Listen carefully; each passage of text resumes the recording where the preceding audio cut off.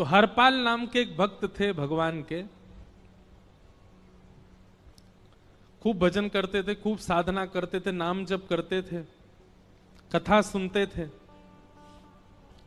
लेकिन वो ब्याह नहीं कर रहे थे। क्यों? उनकी इच्छा थी कि जैसा मैं भजन करता हूं, जैसी मेरी भक्ति है, जैसा मेरा भाव ठाकुर जी के प्रति है, ऐसी कन्या मिले तो मैं ब्याह करूंगा, नहीं तो जीवन भर ऐसे ही रहूंगा। तभी उनके किसी रिश्तेदार ने आकर के बताया, बोले तेरे लायक कन्या मिल गई मुझको। तो हरपाल जी बोले क्या क्या गुण है उस कन्या का? बोले उस कन्या ने शर्त रखी है, मैं उसी से ब्याह करूंगी जो रोज 1000 संतों को प्रसाद पवाता हो। हरपाल जी बोले अब तो मुहूर्त भी नहीं निकलवाना, कल ही ब्याह करवा दो मेरा। ऐसी कन्या से तो मैं बिना मुहूर्त के ब्याह करूं। मुहूर्त उसके संग देखा जाता है जिसके संग यह संकोच हो या फिर यह दुविधा हो कि पता नहीं जीवन कैसा चलेगा, इससे तो मुझे भरोसा है बढ़िया जाएगा मेरा जीवन, इसी से ब्याह करा दो। कन्या ने शर्त रखी, हरपाल जी हम आपसे ब्याह तो कर रहे हैं पर हमारी शर्त मंजूर है ना, रोज 1000 संतों को प्रसाद पवाना पड़ेगा। बोला मैं निश्चित करूंगा, आप ब्याह कर लो। और ब्याह हो गया। हरपाल जी रोज 1000 महात्माओं को प्रसाद पवाते।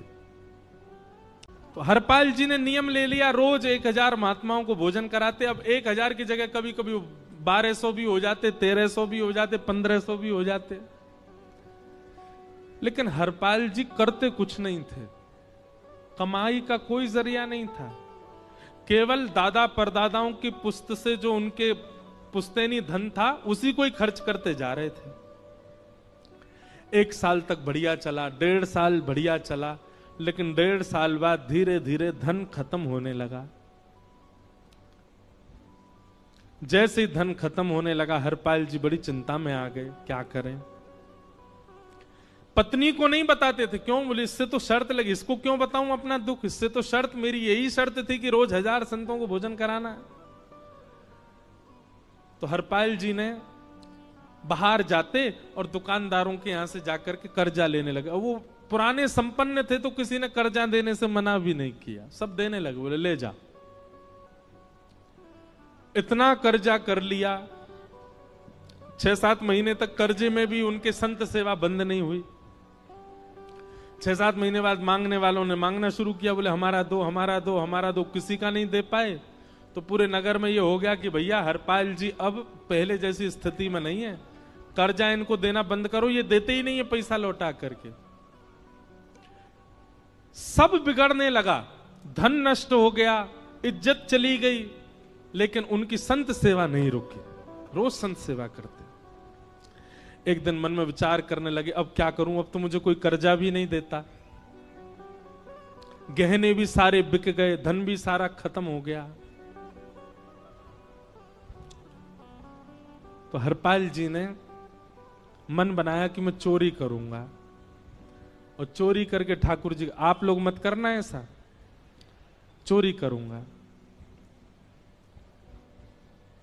हरपाल जी चोरी करने जाने लगे, लेकिन हरपाल जी का नियम था कि वो किसी के धन की चोरी नहीं करते थे। संपन्न लोगों के घर में जाते थे और उनकी रसोई घर की सामग्री चुरा लाते थे, चीनी, दाल, आटा, चावल, मूंग, नमक, मिर्च, ताकि भंडारा हो जाए सवेरे। इस प्रकार महाराज चोरी होने लगी, एक घर की हुई, 2 घर, अब तो हल्ला होने लगा। बोले कि घरों की सामान राशन चोरी हो जाता है। वो बड़ा विचित्र चोर है, धन नहीं चुराता है, राशन चुरा के भागता है। ऐसी चोरी होने लगी महाराज। अब तो लोगों ने अपने अपने घरों में पहरेदारी शुरू कर दी कि चोरी ना हो। तो हरपाल जी को और दिक्कत होने लगी, क्या करें, कैसे करें। धीरे धीरे हरपाल जी इस स्थिति में आ गए कि अब संपन्न लोगों के यहां उन लोगों को ढूंढते जो ना कभी संत सेवा करते ना वैष्णव सेवा करते, और उन लोगों के यहां जाकर के थोड़ा बहुत धन चुरा लेते, स्वर्ण चुरा लेते। करना कुछ नहीं, अपना घर नहीं बनाते थे, बसाते थे, संत सेवा करते थे। ठाकुर जी रीझ गए हरपाल से। ठाकुर जी बोले देखो ये सब चोरी कर करके और मेरे संतों को पवा रहा है। ठाकुर जी बोले इस पर अनुग्रह करने जाना। भगवान सिंहासन से उठ करके तैयार होने के लिए गए और बढ़िया महाराज नकली सी मूछ लगा करके ऊपर सिर पर पाग पहन करके और थोड़ा पेट सा बाहर निकाल के गले में खूब सारी जंजीर डाल के हाथों की हर उंगली में अंगूठी पहन करके सोने की जूतियां डाल करके कौंधनी सोने की पहन करके और एक बैंत समझते वृद्ध लोग लेकर के चलते बैंत सोने का मड़ा हुआ बैंत लेकर के ठाकुर जी तैयार हो गए, एक सेठ जी बन गए। लक्ष्मी भैया ने पूछा भगवान बड़ा सुंदर स्वरूप धारण किया, कहां जा रहे हो? बोले अपने एक भक्त से मिलने जा रहे हैं। रुक्मणी जी बोली मैं भी चलूंगी। भगवान बोले तुम मत चलो, तुम उसको पहचान नहीं पाओगे, तुमसे अपराध बनी जाएगा। बोले नहीं नहीं भक्त दर्शन करने मैं तो जाऊंगी। भगवान बोले जल्दी तैयार हो जाओ। रुक्मणी जी एक सेठानी बन गई, ठाकुर जी सेठ जी बन गए और दोनों ने मन में विचार किया कि हरपाल जी को दर्शन देना है। और यहां हरपाल जी की स्थिति क्या थी? अब संत सेवा के लिए कहीं से भी धन नहीं मिल रहा था, तो हरपाल जी एक मार्ग पर जाकर के बैठ गए और सोचने लगे कोई धनवान यहां से निकलेगा तो उसको लूट लूंगा और लूट के भाग जाऊंगा, सारा धन संत सेवा में लगा दूंगा। तभी उस मार्ग पर कोई और तो आया नहीं, ठाकुर जी सेठ बन करके आ गए। और महाराज खूब सारे गहने पहन करके, पाग बढ़िया सोने की जड़ाऊ पाग पहन करके, ऐसे वस्त्र पहन करके और छम छम करते चलते आ रहे हैं। उन गहने ही बज रहे हैं ठाकुर जी के।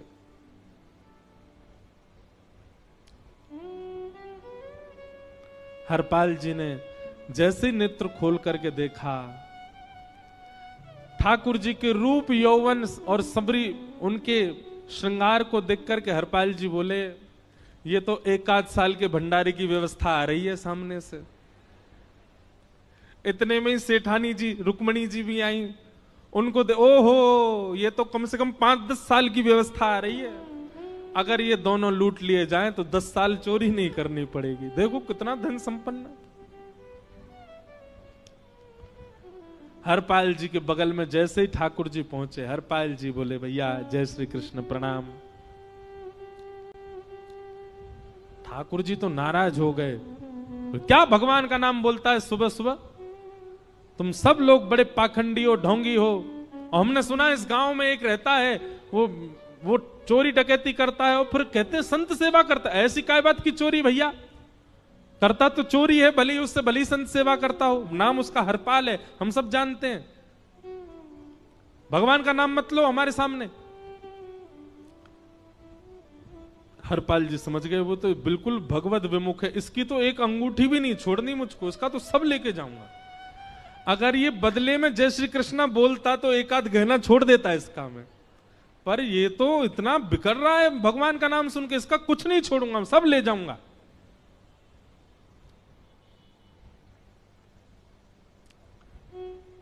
हरपाल जी बोले हाँ भैया एक रहता तो है डकैत इस गांव में, और उसका कोई पता नहीं है, वो कभी भी आ जाता है।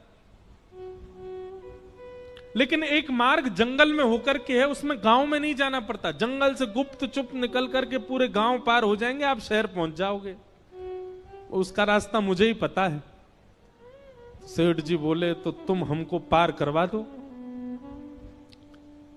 हरपाल जी बोले मैं पार तो करवा दूंगा, लेकिन भगवान मेरे घर कुछ मेहमान आए हैं, उनके भोजन आदि की व्यवस्था के लिए मैं तो बाजार आया था, मेरे पे धन नहीं है। आप यदि मुझको कुछ दे देंगे तो मैं घर पर व्यवस्था करके आऊंगा, तुरंत आपको लेकर के गांव पार करवा दूंगा। ठाकुर जी ने उसको कुछ सोने की मोहर दे दी, बोले लो तुम अपने घर की व्यवस्था कर आओ। हरपाल जी ने सामग्री खरीदी, घर पर पहले व्यवस्था करके आए। बोले आज की व्यवस्था हो जाए, क्योंकि आज तो 10 साल का सब चोरी करना समय लगेगा। पत्नी से कहा भोजन प्रसादी बनाओ, संतों को पवाओ। संत पूछेंगे मैं कहां है तो कहना कि आप लोगों की 10 साल की व्यवस्था करने गए आज। हरपाल जी लौट करके आए और सेठ जी से कहा आइए आइए चल दीजिए मेरे साथ और हमारे संगी चलना बिल्कुल। ठाकुर जी रुक्मणी जी चलने लगे। जैसे ही विहंगम जंगल में पहुंचे, भयंकर भयावह जंगल, बीच जंगल में जैसे ही पहुंचे, हरपाल ने पीछे मुड़ करके देखा, दोनों चले आ रहे हैं। तुरंत महाराज वो तो अपने रूप में आ गया, शेर की तरह गर्जना करने लगा, अपनी लाठी धर दी सामने और अपने सिर का स्वाफा निकाल करके सामने बिछा दिया। भगवान जो सेठ जी के रूप में आया, भगवान बोले, भैया जी क्या कर रहे हो? बोले, मैं ही हरपाल हूं। सारे सामग्री निकालो, डाल दो यहां पे, एक चीज भी मत छोड़ना, नहीं तो तुम जानते नहीं हो तुम्हारा क्या करूंगा। ठाकुर जी तो थर थर कांपने लगे।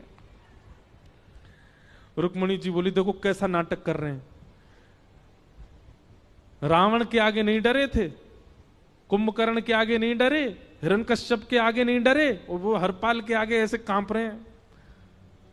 भगवान तो मन की सब समझ जाते हैं, कौन ही मारने, वो तुम भी कांपो क्यों? बोले, भक्त है भैया, ये हमारो भक्त है। अनुब्रजाम में हम नित्यम पूये ये तन्य रेणु भी, इसने हमारे लिए सब गवा दिया, हमारे वैष्णव संतों के लिए सब लुटा दिया, इसके आगे भयभीत होने में कोई लज्जा नहीं।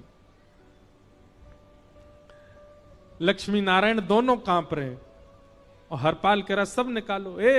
सेठानी जी, कान के कुंडल उतारो। कान कुंडल उतार दिए, नाक की नथनी उतार दी, सब उतार उतार के धर दिए, हाथों के सब कड़ूला आदि भी धर दिए।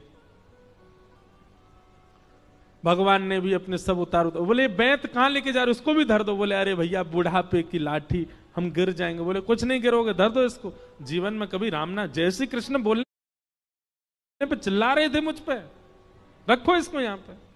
सारा धर दिया। बोले, बहुत बढ़िया हो गया, अब 10 साल की व्यवस्था हो गई। इतने में भगवान की कनिष्ठ उंगली में एक अंगूठी थी। हरपाल बोला, ये कहां बचा के ले जा रहे हो, उसको दो। बोले, अरे भैया ये तो बहुत बचपन की हमारी अंगूठी है और ये आज तक हमारी निकली ही नहीं है और ये निकल ही नहीं पाएगी, इसको बाहर हम निकाल ही नहीं सकते, इसको तो रहने दो हमारे पास। बोले, तुम क्या जानो, इस अंगूठी से कम 1 हफ्ता संत भोजन होगा और तुम पे तो दया करनी नहीं है। चिल्लाए थे मुझ पे जय श्री कृष्ण बोलने पर, निकालो इसको। भगवान खूब प्रयास करें, वो नहीं निकले तो हरपाल जी ने उंगली पकड़ी। बोले, इसको काट देता हूं मैं, तुम्हारे पास उंगली रहने का कोई काम नहीं है, तुम उंगली से करते ही क्या हो।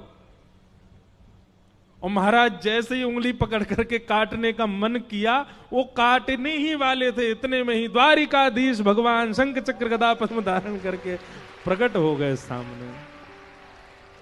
रुक्मणी जी महालक्ष्मी के रूप में प्रकट हो गई और दोनों ने अपने अंक में हरपाल को भर लिया।